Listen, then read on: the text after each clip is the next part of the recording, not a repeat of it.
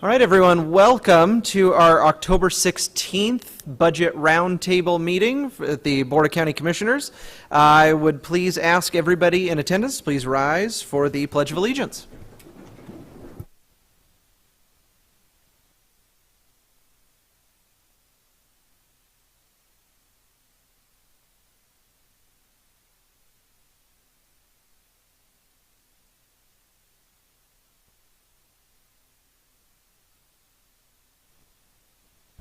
All right, thank you very much. And just some housekeeping items. Just let the record reflect that all three commissioners are present. And for those of you with a cell phone, please either put it on vibrate or mute. And if you have to take any phone calls, if you could please step out in the foyer, we would appreciate it. So that will bring us to our first of two open public forums. Open public forum is your opportunity to testify or speak to us about any item that is not on our printed agenda. So if anybody would like to participate in open public forum, please come forward. Second call for anybody wishing to testify. Oh, please come forward. Right, if you could please state your name and address when you get started, and before you leave, if you could fill out one of the yellow slips after you're done, we'd appreciate it.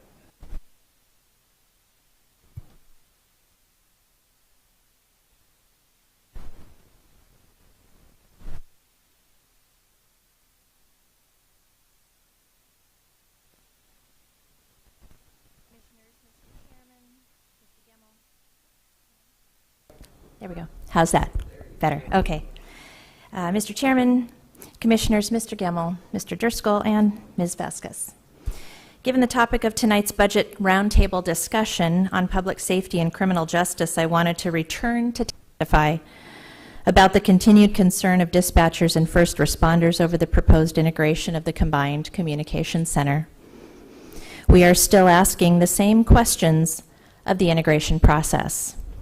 What is broken? What are we fixing? And what is this costing? The methodology used to calculate call response time is still in question. Cost estimates are still not available and continue to be spoken of in broad platitudes. Level of service to first responders and the public will be compromised. It appears that the Prop 1 tax money is being used differently from what campaign literature explained to the voters. You commissioners allocate that Prop 1 tax money. We ask you to please validate the process. The public is counting on you as stewards of that money. Question the tabulation of data and statistics that this SHREC board is using. Ask us. We can show you firsthand how the process works. You decide. Don't rely on SHREC leadership. Question how this is really going to save the county and taxpayers' money. SHREC has already spent hundreds of thousands of dollars on startup and hiring executive leadership. Prop 1 literature stated we have a reliable system today. SHREC is dismantling that and threatening public safety. In your packets, you will find background documentation as well as letters and emails from fire, police, and sheriff dispatchers, as well as from a Spokane police officer detailing why they are opposed to the integration process as it currently stands. These emails are ones that were already sent to you, and the letters were submitted to and published by public news outlets. Please, when you have the time, read through them for unique and specific perspectives of what actually can happen if you go forward with the current integration process. In closing, those of us involved in speaking up about this have continually and frequently looked within ourselves to be sure we were not acting from personal bias, hidden agenda, or selfish desires. I come to you with my word, and that of my colleagues, that our aim is to galvanize public officials to question this process that has been proceeding so rapidly without proper scrutiny, because we truly believe public safety is seriously at risk. Please do not allow a corporate-type takeover of an essential public service without a serious and thorough examination. Thank you. Thank you. All right, anybody else wishing to testify in open public forum? Please. Yes, sir.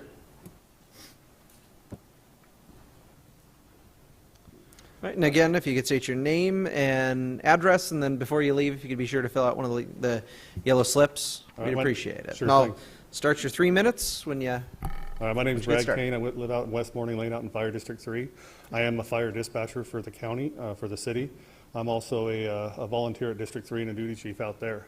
I'm come to speak about the Prop 1 money. Originally it was put out there for improving our radio system. We voted for this twice, it seems it now, and we're starting to spend that money other locations than we were originally told it was going to be spent.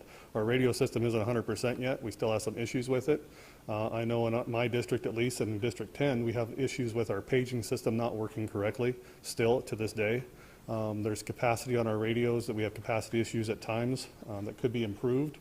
There's also other functionality in our radio systems that can be utilized throughout the county and the systems to integrate our CAD systems with our first responders.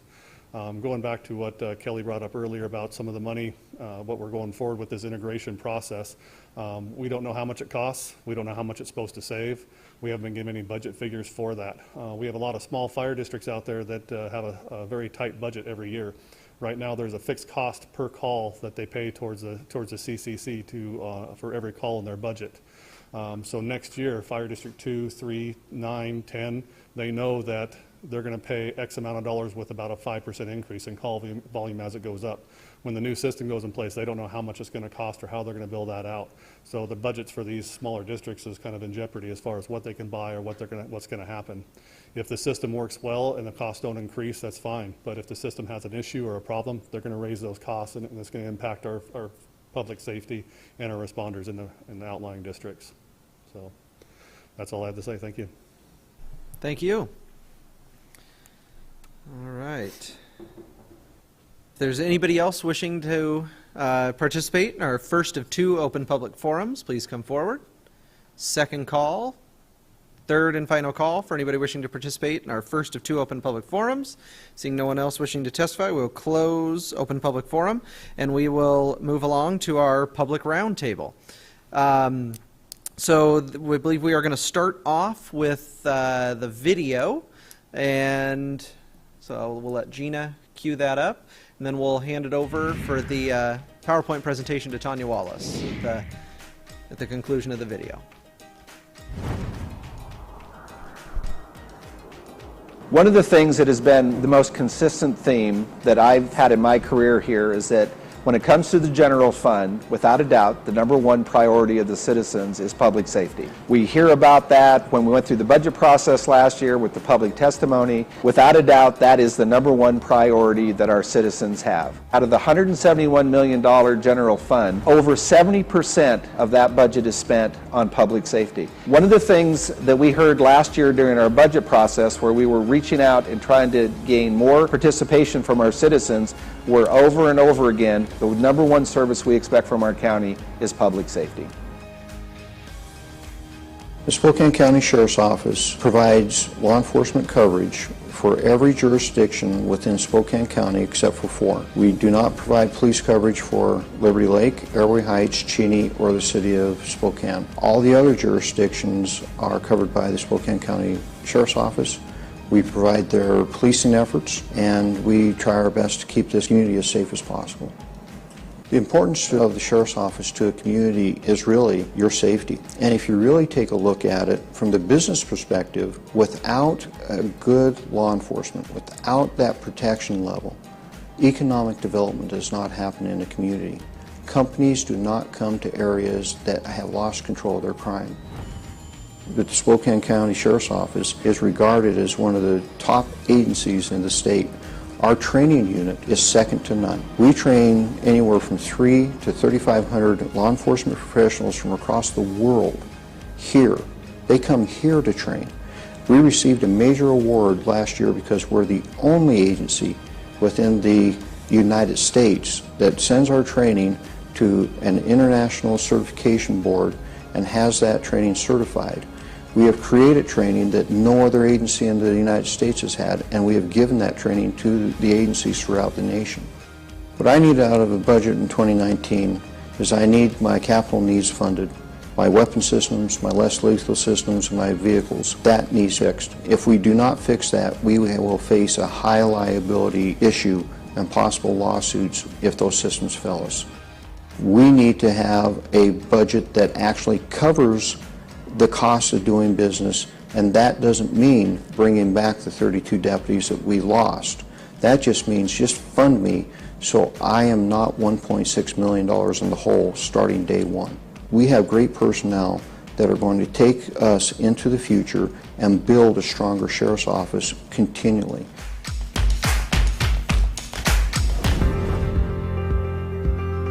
Well, the prosecutor's office is a very multifaceted function in the county. We are the county's lawyers. So we represent other elected officials in the county, and we represent the county if they sue. We defend the county if they're sued. But the more often written about part of the office that we do is the criminal justice side. We prosecute all felonies that occur within the boundaries of Spokane County, and we prosecute all misdemeanors and traffic infractions that occur outside the incorporated limits of all the cities within the county. Out of the general fund, we're right up around $10.5 to $11 million out of the general fund. We also get funding from a number of other sources, as do other county agencies, which include grant money. Some of it's state, some of it's federal. That goes to fund portions of, or in some cases, positions entirely on a year-to-year basis. But we do take the substantial portion of our funding out of the general fund annually. There's many things on the horizon that we've been looking at in conjunction with the Blueprint for Reform as well as the MacArthur funding. We've changed the way we think about a lot of things. We have established a program to try to reduce the average daily population in the jail, so we're excited about those opportunities to do that through such initiatives as diversions to treatment opportunities and support. Sometimes people they don't really need a lot of treatment, they just need a little bit of support. Housing, possible employment opportunities, opportunities to get them a GED. So we work with pretrial services and other agencies here in the county to make sure that those opportunities are out there. I think one of the most positive things about working in the law and justice system in Spokane County is the fact that we can generally get together and talk. That people are willing to listen to one another and understand that every agency has statutory guidelines that they have to follow, and in our case, the constitutional provisions that are so important. And the ability to sit down, again, roundtable all of the issues, expand our thinking and cooperate with one another, understanding we're never going to agree on everything, because there are some times where there will be direct conflicts, but the ability to sit at a table and talk those things out and remember who we work for. We work for the people of Spokane County, and they are our bosses. They pay us our checks, and they expect us to deliver the right results. And I think that's something that everybody has as a common goal. I'm John McGrath. I'm the Director of Spokane County Detention Services. I oversee 2 of the jails that Spokane County has. The Spokane County Jail downtown and Geiger Correction Center, which is on the West Plains. They operate 24/7, include 300 employees. We average 980 inmates a day.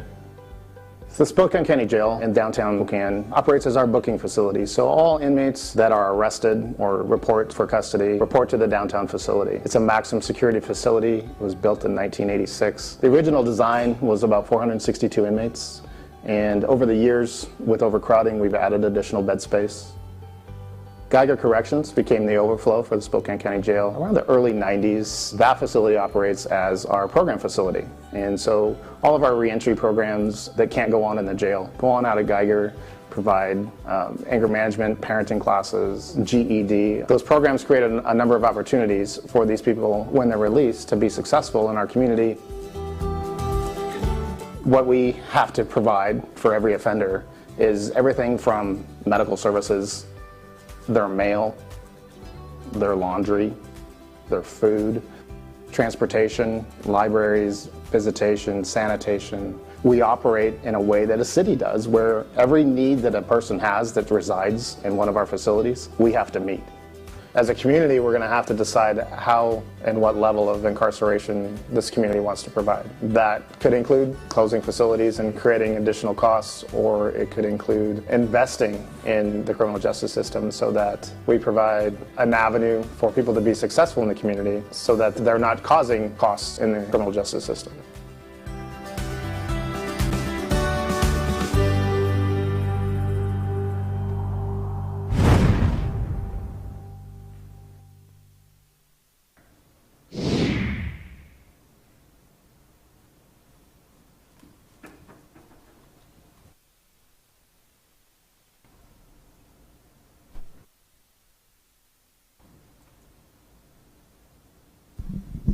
Thank you, everybody, for coming and attending tonight's third public roundtable on the budget. Certainly tonight's focus is on public safety and justice. Our two previous roundtables, the first one focused on property taxation, revenue, and overall budget, finance, and services.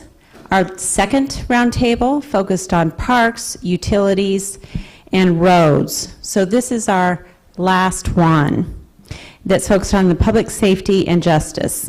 I'm going to have a small presentation that's going to focus and put some financial context around these services and a lot about what you heard. But I'm going to first my goodness, I'm having trouble speaking tonight, huh? I want to introduce three folks that are going to come up and talk to you when I'm done with this presentation about some of our 2019 initiatives. So Judge Shelley Zamplin, Tim Fitzgerald, Tom Kaminsky. Oh, I apologize. Please come and sit up here for this presentation.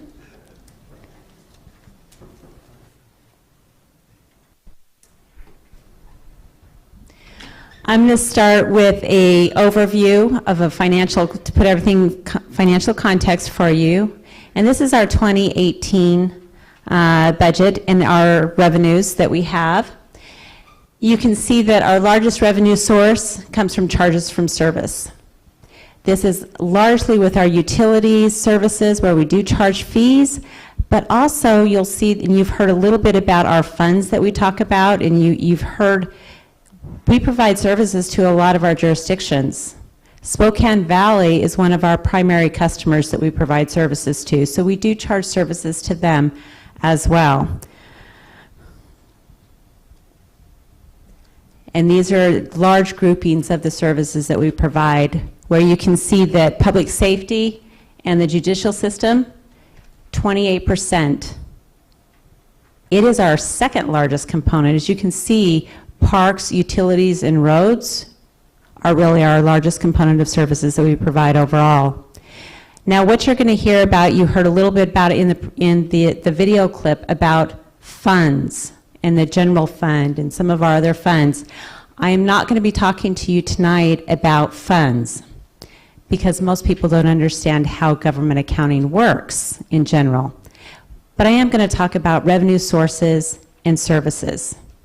So just kind of keep that in mind as we go through this, that some of the percentages may be a little different than what you heard about, and that is the primary reason is that this is really broken out by service and not by fund. So public safety is 176 or 28% of our total revenue, or our total for services. And I'm going to come up here. This is the breakdown of those services, with jail being our largest component, and then the sheriff's office of that cost. Now, how are all these services funded? Mostly by general property and sales tax, our general resources of funding. But there's also a good grant or state intergovernmental. You can also see here special sales and use tax. Most of that really funds our emergency communication system, which is part of these services that we provide. So I'm going to start with jail because that is the largest cost component of these services. We have two facilities that you can see.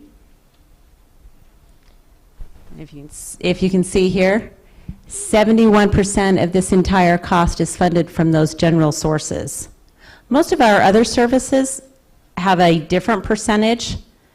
This is the one that is predominantly from those general resources.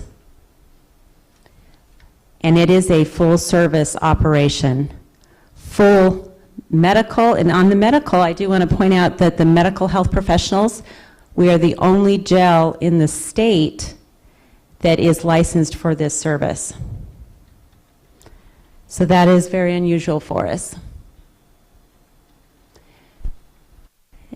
Now, putting some of the statistics together. You can see this is only on 2017 information, but cost per booking was about $440 for all the bookings that occurred in 2017.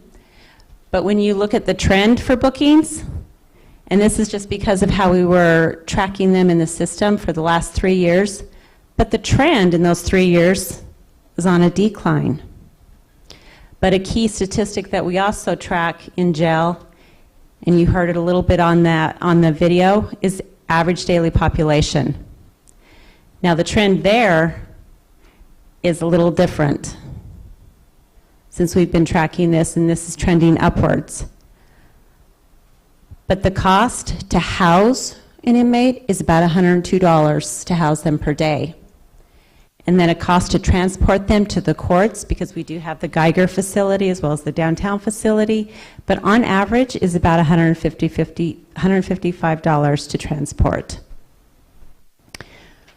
What this trend information is telling us is that while bookings are going down, average daily population is going up, they are staying longer inside the jail system. And there could be a lot of variables as to answers to why that is happening, but this is what we know right now. And you're going to hear a little bit more about what we're doing to address this issue going forward.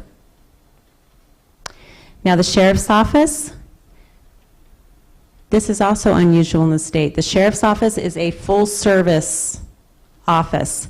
They have Marine and helicopters. They provide a full gamut of services. 89 commissioned officers for Spokane Valley that are dedicated. That's the Sheriff's largest contract service. And then 101 commissioned officers for the unincorporated area, and then several shared officers for many of the other jurisdictions.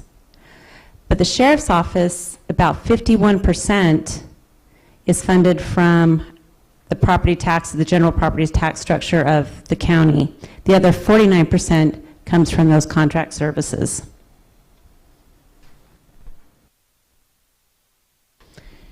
When we look at the judicial services, there are 3 main components of the judicial system, being the courts and the clerk of the courts, and then our prosecuting attorney's office and our defense.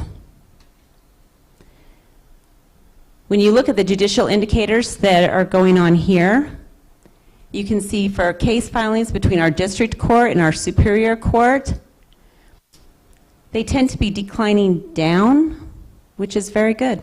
It's very good. When we take all the costs, so this is just a round number, when we take all the costs and divide them by these total casings, it costs about $600 per case.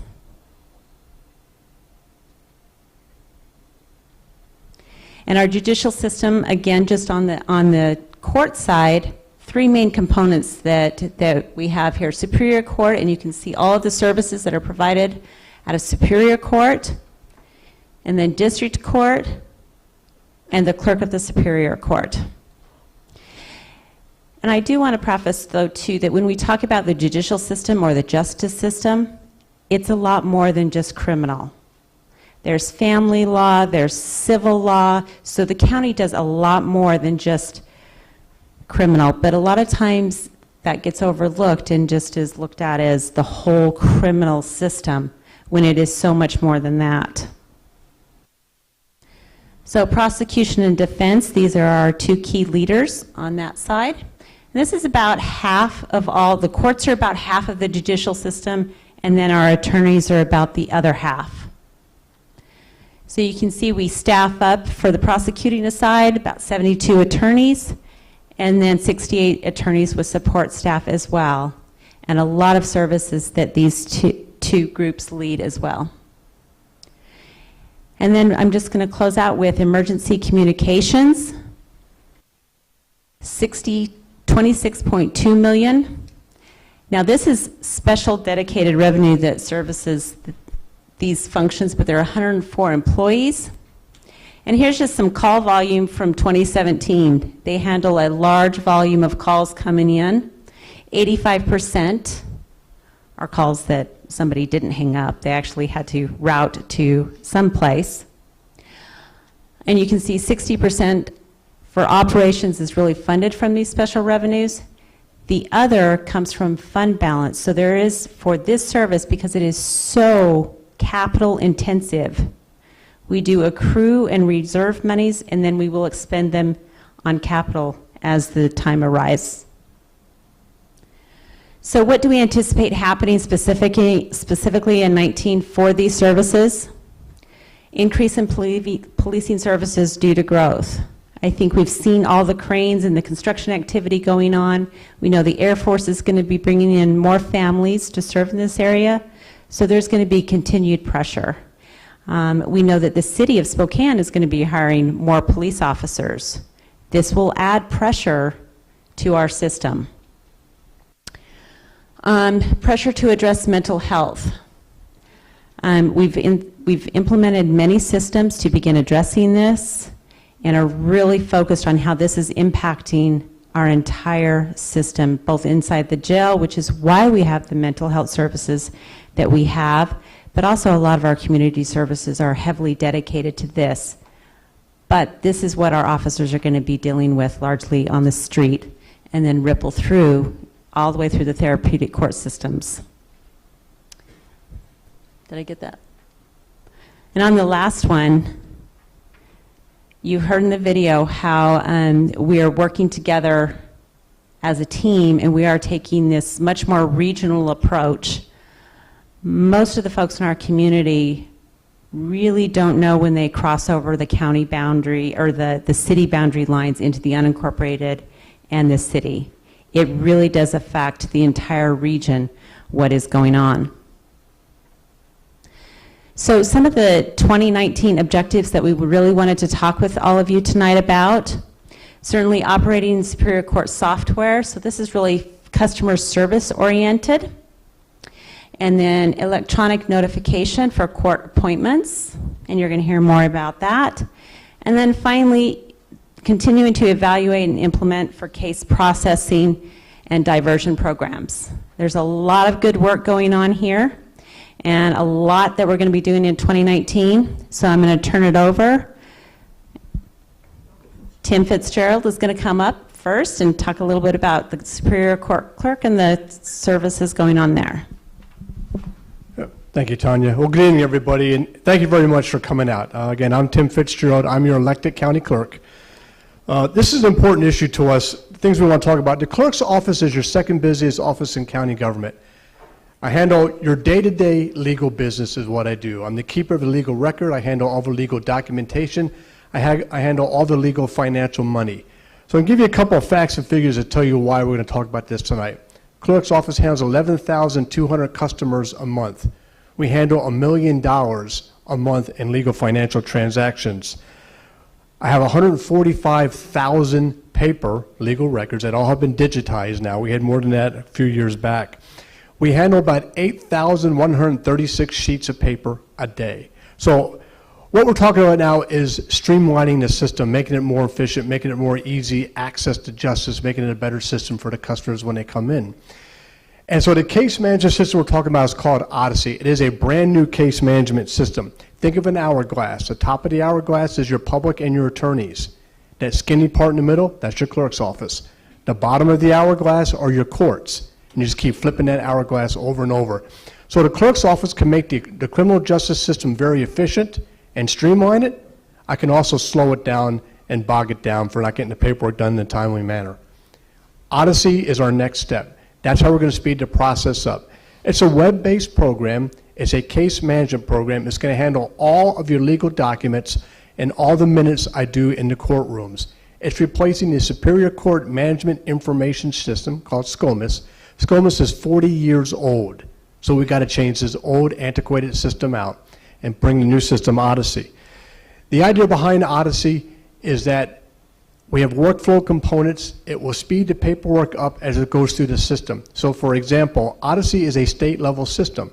You will have 37 of 39 counties on the system that allow the courts and the public defender and the prosecutor to access records from other counties that deal with folks involved in Spokane County. So streamline a lot of the questions that they're asking. It'll make sure the paperwork, we can handle a case and all the information in that case in one hearing, and not have to come back 2 or 3 more times as more information is made aware from another county. So that's one of the goals of Odyssey. That's one of the goals that I need to incorporate as your county clerk. The second thing Odyssey will do is a drop-down system. It's easy to fill in all the documents. It's easy to fill in who's there, who the witnesses are, the times are. That's important because right now it's a streamlined, it's a long journal. It's like a page you did in your high school days when you write my day at summer camp.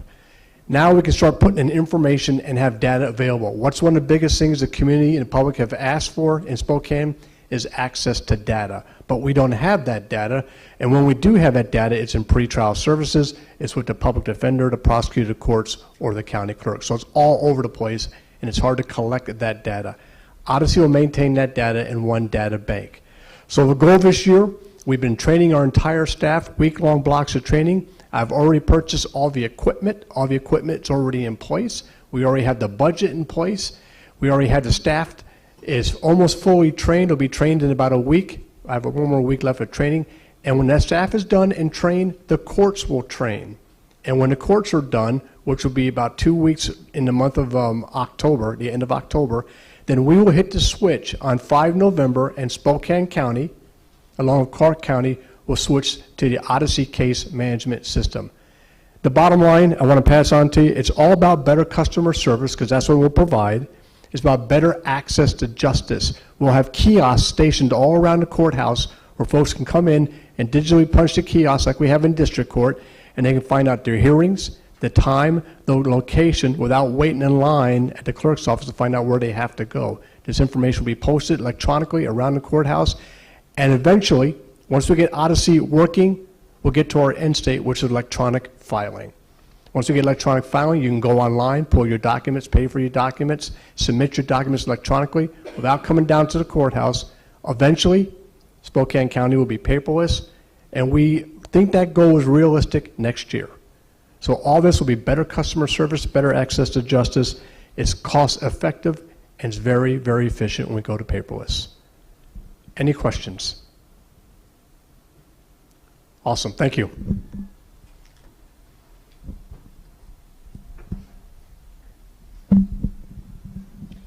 Okay, Tom Kreminski is going to talk about FTAs.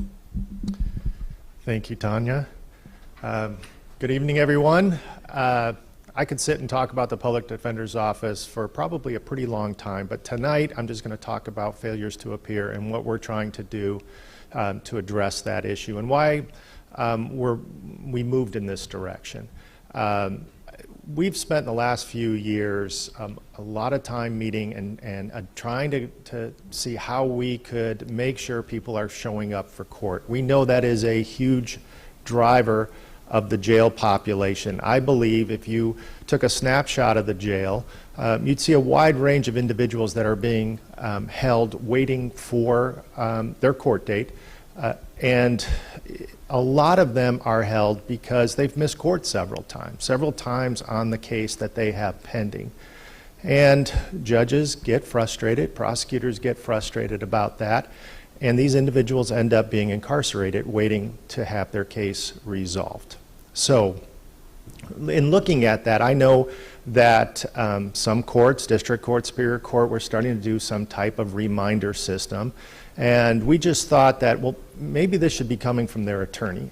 So is there anything out there that would help us? And doing some research and some help from an organization that was working with us on our MacArthur grant, a national organization, they put me in contact with a company called Uptrust.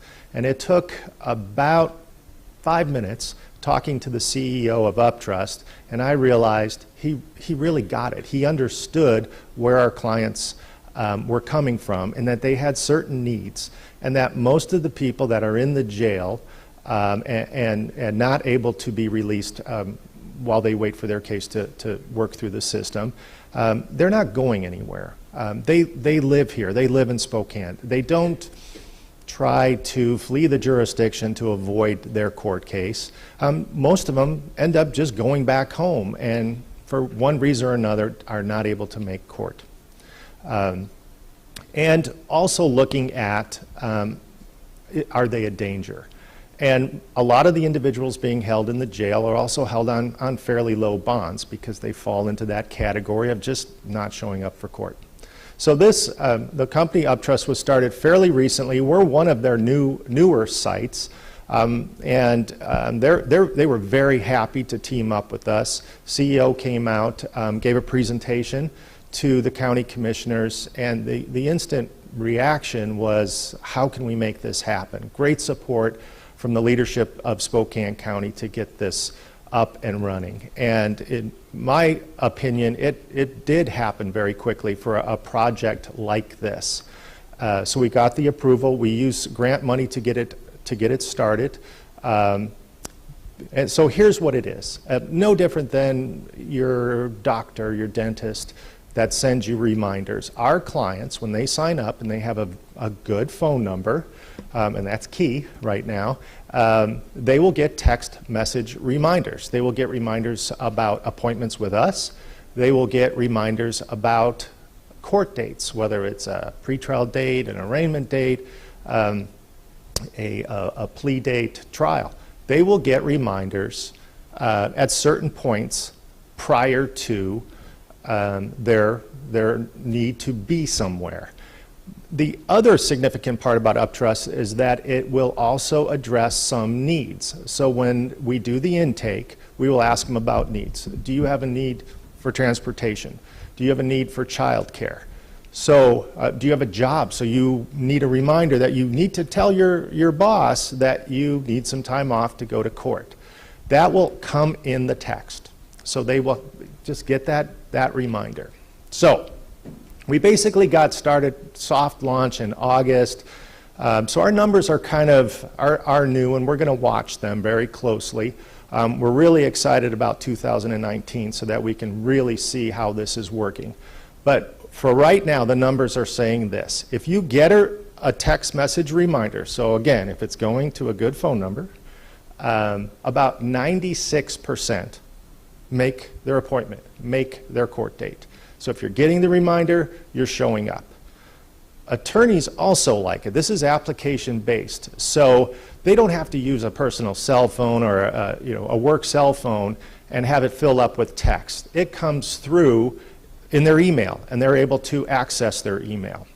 Example, when we were running the test project and the CEO was here to help us and to train, one of the attorneys came in prior to the presentation and he said, this just happened. I went to court, my client was not there, I had talked to him, I expected him to be there, I know he got the text, I went, I checked my email, I had a message from him, so a return to the text.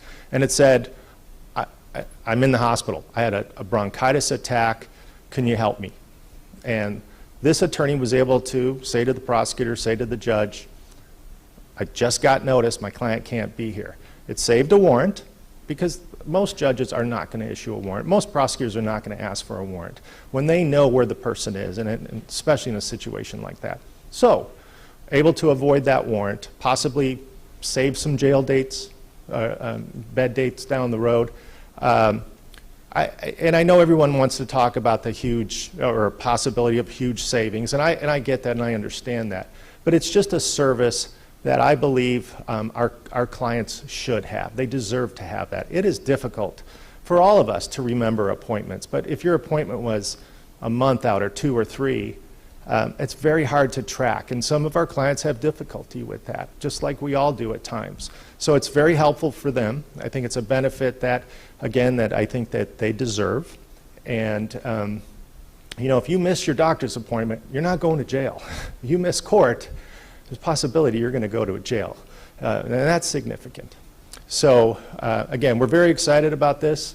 We think it's going to be a great service, not only for the clients but also for our attorneys. We think we can hopefully reduce attorney caseload if the cases are moving quicker. So maybe instead of having 70, 80 open files on any given day, we can cut that number down, which means better service for our clients. Any questions about Uptrust? Great, thank you very much. Judge Zamplin? Could I have you pull up the slide? It's probably around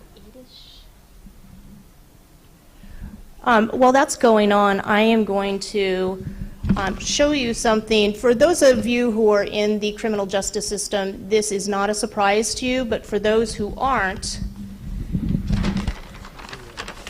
and you guys have already seen this, it's from MacArthur.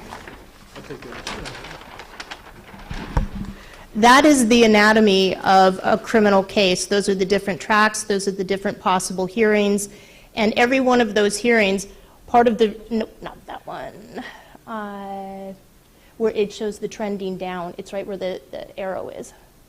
Yep, that one. Yep. Yep.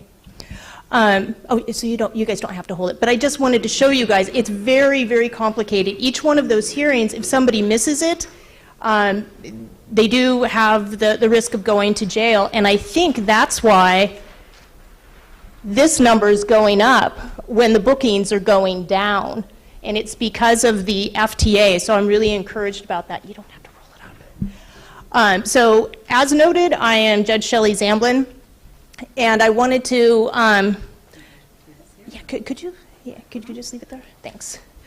One of the things that we've been working on regionally, and I want to echo what Larry Haskell said in the video, is that we are working together because, as you can see, it's all super complicated.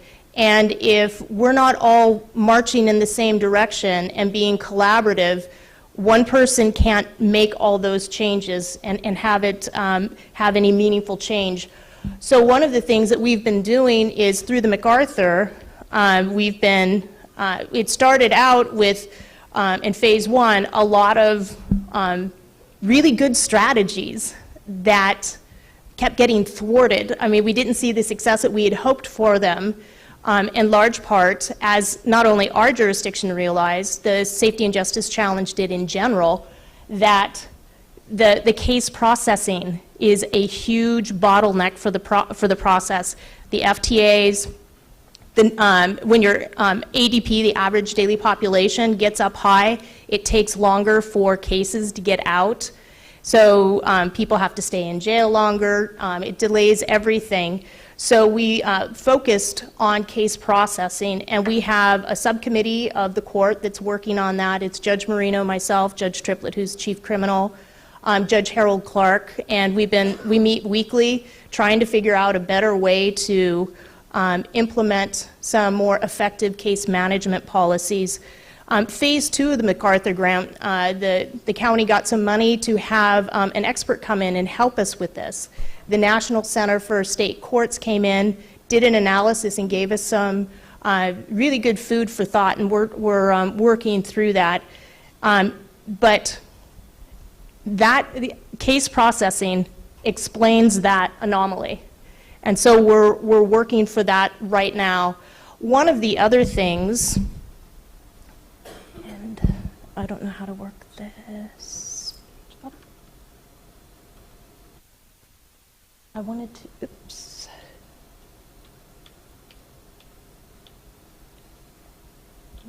Are we going? Okay, I was wanting to go to judicial services, the filings. Yeah, okay. So while you see that district court is trending down, actually Superior Court is trending up. And just with the those numbers there from the Administrative Office of the Courts, and just with the projections through the first 6 months of 2018, we're on track to be at an even higher pace. And one thing that's important is if you compare that 24,966 from 2017, the last time we had an additional judge was 1999, almost 20 years ago. And we have the same amount of work, or the same amount of workers doing 5,000 more cases, and it's on track to be even more next year. That impacts case management as well. So we have to be really intentional about trying to be more efficient, and we're working really hard on doing that. We are going to be reaching out to our criminal justice partners and collaborate on some of the concepts dealing with how can we get cases done so that each hearing is a meaningful hearing, because you saw some of the stats where It costs $200, and I think it was $44 to transport somebody. So if the jail's transporting somebody to a hearing and it's not a meaningful one, it's wasted money. So we're looking at the system all the way through, all that whole complicated system, to see how we can have more meaningful hearings, have less of them, reduce the opportunities to FTA so that we don't have people that are, because they have so many FTAs, are sitting in our jail. Perhaps looking at differentiated case management. Not all cases are built alike. Taking a look at the docketing structure to see, how we can make it work better and more efficiently. The other thing I was supposed to talk about, the diversion, and that's, again, it ties into that whole collaboration because the prosecutor's office really does a good job of being cognizant of their statutory obligations, and they're working with us to try to figure out a way to increase diversion and therapeutic alternatives like our mental health court and our drug court. And there's also statutory alternatives to sentencing that we work with. So, are there any specific questions that I can answer? But just rest assured, it's very complicated. If you want to look at my big, long, rolling anatomy of a case, I'm happy to share it with you. But it's very complicated and it requires collaboration. And that's why, like Larry said, we're very fortunate in this community to have people working together regionally to recognize that with these increased pressures and growth and increased law enforcement presence, that it impacts everybody, and just one component of the system can't fix it all on their own. So without any additional questions, I'm going to take a seat.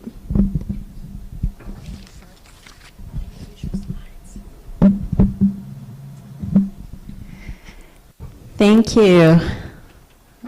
I'm going to push right past here. So next steps in this process, certainly when I finish here, we'll turn it over to the commissioners and to all of you for any more roundtable discussions. We do have 2 public hearings coming up before the 19 budget really comes to a close, at least part of this process. And that is at the end of November, where we set our property tax levies. And in between that time, what the commissioners will be doing is taking all the feedback that they get from the departments and from the public to determine how and where to best invest the county's very limited resources to achieve the greatest outcome and the greatest community benefit. The final hearing, 2019, will be on December 3rd. And certainly if you'd like more information, we're going to have all of this information available on the county's website, but feel free to email the budget office. We should have little note cards outside in case you didn't want to come up here and take this microphone. You can take a pen and paper and submit those to us. You can also call. We'll take your phone call as well. So with that, I'm going to turn the floor over to the commissioners and to the audience. All right. Thank you, Tanya, and thank you for all of our presenters this evening as well. So this is the portion of the night where we're going to move to the actual roundtable discussion. The way that we work this is anybody who would like to come up and share, whether it's thoughts, concerns, ideas, anything you've got, come forward. We want to hear from you. I'll start the timer for 3 minutes. Traditionally at our public hearings, we limit it to one opportunity at the microphone, but not for the roundtables. If another speaker comes up and it sparks something in your mind and you want to come back up and chime in again, you are welcome to do that. So I will go for the first call for anybody wishing to participate in our roundtable. Please come forward. Second call for anybody wishing to participate. There we go. Our sheriff will do it.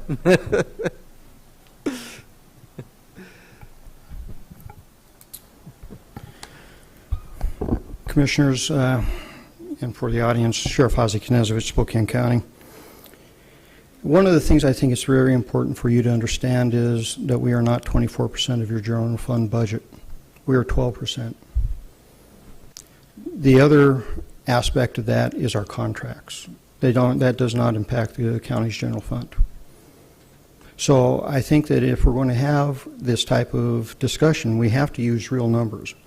The numbers that truly affect this county and your responsibility for your funding. You need to understand where that funding dynamic is, where your expenses are, and where we have been underfunded for $1.6 million since 2012. That can't happen again this year. We have to have that fixed, and we're not talking about bringing back the 32 deputies that we lost between 2008 and 2010. We're just talking about accurately and fully funding the operations of the sheriff at our current staffing levels, because we do not do that. So when we have these discussions, it's really important for you to understand that that 12% is all that you're paying out of your general fund for your law enforcement coverage. And the last time we looked into this, that was the least amount paid by any county comparable to Spokane County in the state of Washington. We have to decide what our priorities are. Is it the safety of our communities, or is it trying to balance the budgets off of public safety? I get a chance to talk to a lot of people throughout the community. About a month ago, I was in the Elk area. Had a little rash of burglaries up there, but 90 people showed up to a town hall meeting to talk with me about that issue. And they're concerned. They're concerned about the level of coverage. I'm concerned because it's pretty much the same level of coverage that it was in 1996 when I came to work here. We are now a county of almost 500,000 people. We have to start making a decision, what are our priorities? And public safety is the #1 priority for the citizens of this county, and that's based on every poll I've ever seen. Thank you. Thank you, Sheriff. All right, anyone else wishing to testify, please come forward. I will just remind, when I get to third call, that will be it. So, all right, here we are. All right, if you could state your name and address, and then be sure to fill out one of the yellow slips before you leave, we'd appreciate it. Kathy Spencer, 11704 North Guinevere in Camelot. We had our meeting last week, you attended, and one of the statistics you gave us was that the county has funds to hire, did you say 7 or 9? I believe we are at 6. Is it, Sheriff? 6 funded, unfilled deputies for unincorporated county? The Board of County Commissioners has agreed to go 14 funded full positions to get us above our authorized strength level to account for the retirements that will get us in 2019. So 14. I'm confused. The funded but vacant positions are 6, is that correct? The funded, our staffing level, we are down 3. We're only down 3. We got it up to level. We just lost another one, so 4. Okay. It fluctuates with retirements and stuff. Okay, so because I'm just trying to figure out the numbers of 32 officers gone since 2008, but yet there's only 6 funded positions, and so I wonder why there aren't more funded positions, but yet I also know that you said there aren't enough people applying, and so can the county offer incentives? So, you know, when there was a shortage of teachers, they offered a $10,000 incentive to come on board. Is that a possibility? Because clearly for public safety, it would be nice to have more officers. I also understand they don't apply because officers ride by themselves. Can you double up officers? And if there were more funded positions, because clearly if they're not applying, there's no officers, that if 6 people applied and you doubled them up, that'd at least be 3 more that are out there. Our concern in Camelot is the burglaries and the speed and the number of cars going through, which we discussed. We did get our sign. It made a big difference. Glad to hear it. But it would be nice if there were enough officers to, in the next 2 weeks, sort of be beyond that sign, because people right now are slowing down because they think that ahead there might be an officer, and they're going to figure out real quick that there isn't an officer. But if there were, even for 5 or 10 minutes, it would make a big difference. I also understand there's a speed and radar sign, so somebody could come out and sit with this radar gun, and that, because I was at Scope today, and they said that this person who does this can then take license plates and tickets could be issued. Sure, okay. Yeah, I'm getting the thumbs up from our sheriff. Yes, that is, okay. Okay, and could we get more of those? Could that funding? And then who funds county engineers? County, that's a complex question. There's various fundings. The bulk of it comes from the county road tax, dedicated funds that aren't diverted to anything but county roads. And then there's state monies and federal monies. Gas tax money goes into county roads. It's separate from the general fund, which funds all of the criminal justice system. It's a different revenue source.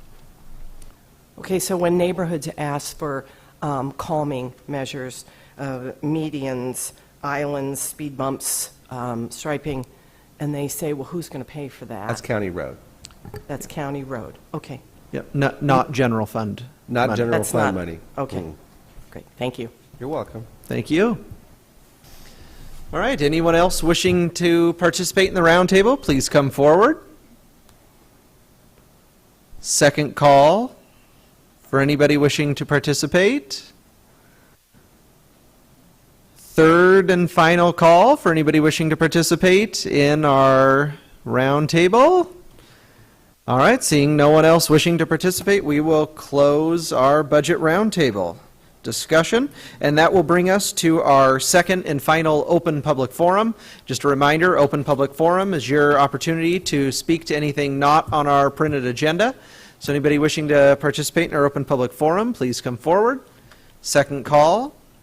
Third and final call for anybody wishing to participate in open public forum. Seeing no one wishing to testify, we will close open public forum, and we are adjourned for this evening. Thank you for all for coming down and participating tonight.